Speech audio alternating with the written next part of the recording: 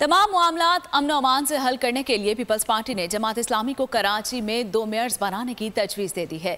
हाफिज नईमुर रहमान ने तजवीज़ मानने से साफ इनकार कर दिया।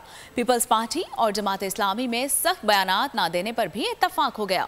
मुज़ाकरात की अंदरूनी कहानी बोल न्यूज़ सामने ले आया।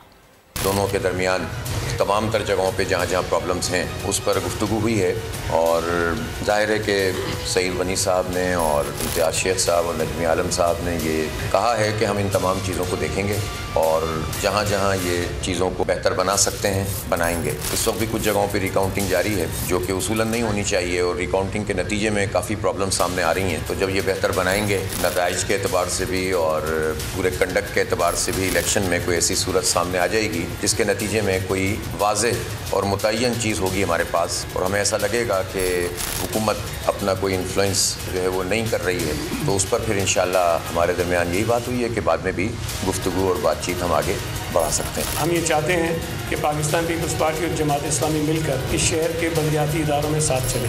हुकूमत के बराह रास्त इख्तियार में बहुत सारी चीज़ें नहीं होती हैं, लेकिन उसके बावजूद भी हमने ये यकीन दहानी कराई है कि जो एतराज़ात जमात इस्लामी के हैं उसमें अगर कहीं हुकूमत सिंध का कोई रोल बनता है, कोई हम किरदार अदा कर सकते हैं तो हम वो ज़रूर अदा करेंगे। दो मेच्योर पॉलिटिकल पार्टीज़ इस शहर के हालात को ठीक करने में अपने हाथ मिलाकर आगे चलेंगे।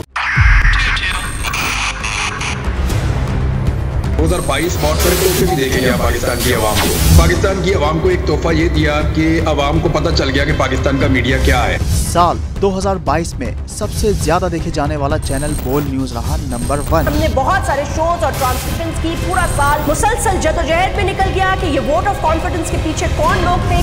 तोड़े रेटिंग के सभी रिकॉर्ड। सोशल मीडिया पर भी सबसे ज्यादा तेजी से 2.4 बिलियन व्यूज का संगे मील अबूर किया। एंकर्स को भी आवाम में सबसे ज्यादा मकबूलियत मिली और सोशल मीडिया पर भी बोल रहा सब पर भारी। सब्सक्राइब करें और बेल दबाएं ताकि कोई खबर रह न जाए।